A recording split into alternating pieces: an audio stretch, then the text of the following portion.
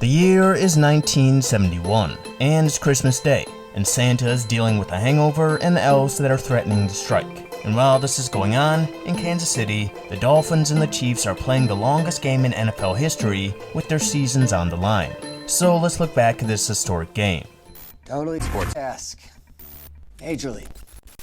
The year of 1971 brought us the first ever NFL Christmas games, and to help with the special occurrence, both games were going to be playoff games. There were 24 teams in the NFL in this time, with the 3 division winners and 1 wildcard team making the playoffs. But in this time, instead of seeding the playoff teams based on records, the home teams and matchups were determined by a yearly rotation of division winners, which is why San Francisco got a home game against the wildcard team, despite having the worst record of any playoff team. And for the early game, in the first ever NFL Christmas Day game, it gave us a matchup of the NFC East versus NFC Central winners, and it was the Dallas Cowboys in the East and the Minnesota Vikings in the Central. And during Christmas Day in Minnesota, the Vikings outgained the Cowboys 311 to 183. But the Vikings also turned the ball over 5 times, and the Cowboys scored 13 points off those turnovers, which would be enough, as the Cowboys went on to win 20-12 in the first ever Christmas game, and advanced to a place they haven't been since 1995, which is the NFC Championship game. And this brought us to the finale of Christmas Day, starting very late at 4 p.m. And once again, with the rotational matchup rules, the top 2 records in the AFC were facing in the divisional round. A record of 10-3-1 won the Dolphins the AFC East, and that same record won the Chiefs the AFC West. Since the first Super Bowl in 1966, the Chiefs were one of the teams at the forefront, especially considering they were in the first Super Bowl that they would lose to the Packers. But just 3 years later, they would appear in Super Bowl IV, and they would win their first Super Bowl against the Minnesota Vikings. They would miss the playoffs in 1970, but obviously, they were back in 1971. They finished top 10 in the league in scoring, led by Pro Bowl QB Len Dawson and United Press International MVP wide receiver Otis Taylor. And on the defensive side, they had 5 future Hall of Famers in Bobby Bell, Emmett Thomas, Willie Lanier, Buck Buchanan, and Johnny Robinson, anchoring their defense that allowed 14.9 points per game. They came into the game winning 5 of their final 6, including an 11-point win in San Francisco against the NFC West champion 49ers. And on the other side, the Miami Dolphins were coming in looking for their first ever playoff win. They had their first winning season and playoff appearance the year prior, but lost in the divisional round. This was Don Shula's second year, and he led them to their first division title, thanks in part to their offense, which ranked 4th in the league in scoring, and was led by the Sporting News Player of the Year, Bob Greise. And perhaps more important for their success was their defense that allowed just 12 points a game, which ranked 2nd in the AFC.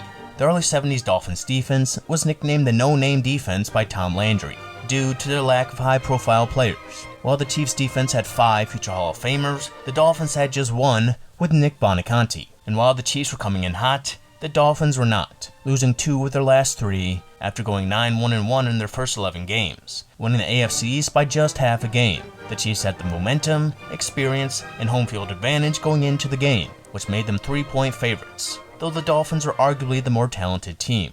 Both teams featured Pro Bowl quarterbacks, top defenses, and 2 great kickers that would have a huge impact on this game.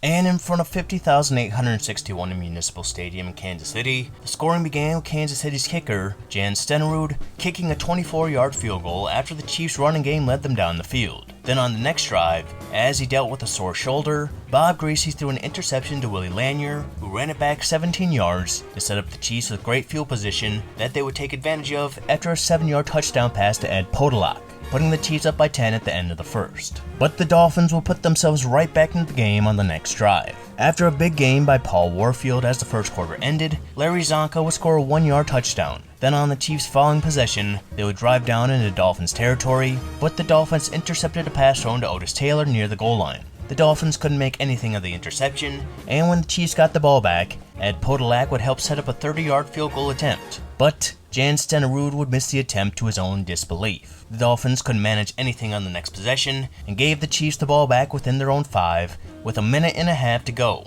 But then, as the Chiefs were just looking to run out the clock, Ed Podolak made his only mistake of the game when he fumbled the ball that the Dolphins would recover. The Dolphins were unable to score a touchdown, but Garo Yepremian would kick a 14-yard field goal to tie the game as things went to halftime. And to start the second half, the Chiefs went on a 10-minute, 15-play touchdown drive. The The drive featured a Chiefs receiver completing a lateral that wasn't taken back after an offsides call, and was topped off on a 1-yard Jim Otis touchdown.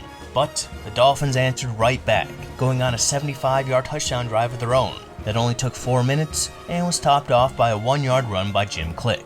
And to start off the fourth quarter, Nick Bonaconte would recover a Chiefs fumble, and the Dolphins continued to march down the field like they did on their last possession. Bob Greise would run for a first down conversion on 3rd and 8. Then on the next play in the red zone, Jim Lynch would intercept Greise's pass, the second straight possession that ended with a turnover. The Chiefs started on their own 9 and moved near midfield after a long gain by tight end Willie Frazier. Then on the next play from their own 34, Lynn Dawson threw a deep ball that was caught by Elmo Wright for 63 yards. He then proceeded to do a close to a touchdown dance. Then Ed Podolak would score his second touchdown of the game and first rushing touchdown as the Chiefs took a 24-17 lead. But like the last touchdown drive, the Dolphins responded. They were in Chiefs territory after recovering a fumble of their own and a huge 3rd and 13 conversion.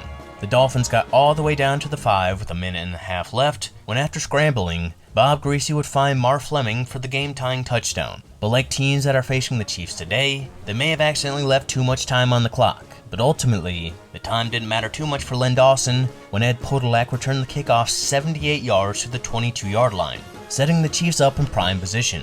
They ran the ball 3 times for barely any gain, and with the Dolphins calling timeout after each run, they left 35 seconds on the clock for Pro Bowl kicker Jan Stenerud to attempt a 32-yard field goal. This kick seemed like a guarantee given Stenerud's ability. They lauded him as one of the greatest kickers of all time, and would one day make him the first kicker to ever make the Hall of Fame. But with the good snap and the upright sitting in front of the end zone, he missed wide right. When recalling the kick, he would say, "To this day, I don't really understand why I missed that kick. It's a very painful, hurtful thing, because you not only disappoint yourself, but you cost the team a chance to go further in the playoffs. So you let down the team, and the coaches, and millions of fans. It's tough to take, and I feel totally responsible for missing that kick." After the missed kick, the Dolphins actually had to punt again, and it was caught for a fair catch as time expired. If it was the regular season in this time, the game would end right there in a tie. But obviously, it was the playoffs, so things went to overtime. And like recent Chiefs playoff overtime games, they had the fortune of winning the coin toss and receiving the ball first. And once again, the clear player of the game, Ed Podolak, had a big return that was taken to the Chiefs' 46-yard line, which was already in Stenerud's range. And that range was shortened after a screen and more runs by Podolak, including one that was fumbled and recovered. Then once again, Jan Stenerud came out to try and end the game on a field goal. This one was 10 yards longer than the last 2 he missed, and with every kick deeper into a game, the pressure grows. Then after a good snap, Stenerud launched the kick, and this time, it was blocked by Nick Bonaconte, who recovered a fumble earlier in the game. The Chiefs would hold the Dolphins, and then the Dolphins' defense would hold the Chiefs. And the Dolphins would end up at the 38-yard line after the punt return, already in pretty good shape. They would convert a first down, but only gain 1 yard on the next series. So now, Garo Yepremian had his chance to end the game from 52 yards away. And with the good snap, the kick was up, but the kick was short. And the Chiefs had the ball as things continued. Elmo Wright would have his second big play of the game to start the possession, putting the Chiefs at their own 46. Then on 3rd and 5, Dawson was intercepted by Jake Scott, taking the ball to the 46 as the clock hit 0 and sent things to a second overtime. The Dolphins were unable to do anything with the great field position, forcing a punt and a possession that also went absolutely nowhere for the Chiefs. The Dolphins were then set up at their own 35, then Zonka went on a huge 29-yard run to set things up for Yepremian again. From the 37-yard line, the snap was good, the kick was up, and looking at his reaction right after he kicked it, he knew it was good. And it was, giving the Dolphins their first ever playoff win that put them in the conference championship and ended the longest NFL game in history at 82 minutes and 40 seconds. The Dolphins would go on to beat the Colts in the conference championship, scoring 21 on the AFC's best defense and allowing the Colts to score 0. They would face the Cowboys in the Super Bowl, and though they were within 7 at halftime, they didn't score in the second half as they lost 24-3. But that would be the last time they would lose for a long time, as the following season, they became the first and most recent team to finish a season undefeated after beating Washington in the Super Bowl. And the following year, they wouldn't finish the regular season undefeated, but they did go on to win the Super Bowl over the Vikings. And the year after that, they would lose in the divisional round. and wouldn't win a playoff game for 8 years, and still haven't won their third Super Bowl. But the Dolphins of the early 70s had one of the greatest runs in NFL history, making 3 straight Super Bowls, winning 2, and completing the only undefeated season. As for the Chiefs, after the Christmas game, this was the start of a rough patch. They wouldn't make the playoffs until 1986, and wouldn't win a playoff game until 1991. And after their victory in Super Bowl IV, they wouldn't appear in the Super Bowl again for another 50 years, where Patrick Mahomes and the Chiefs would beat the 49ers, and 3 years later, they would beat the Eagles for their third Super Bowl.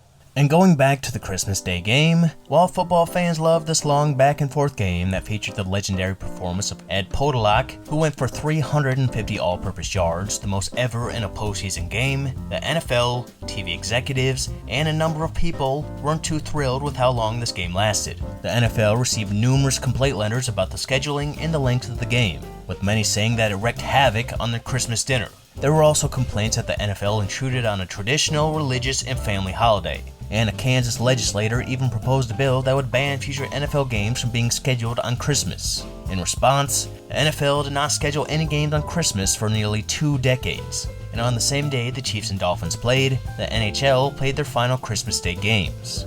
This would naturally cause future scheduling problems for the NFL when Christmas was on Saturdays or Sundays, when NFL playoff games would normally take place. In 1976, the regular season started a week early, so no divisional games were on Christmas, making Super Bowl XI the earliest Super Bowl ever played, which was on January 9th. The following year, they would schedule divisional playoff games on Christmas Eve and the day after Christmas, and did so again in 1983 and 1988.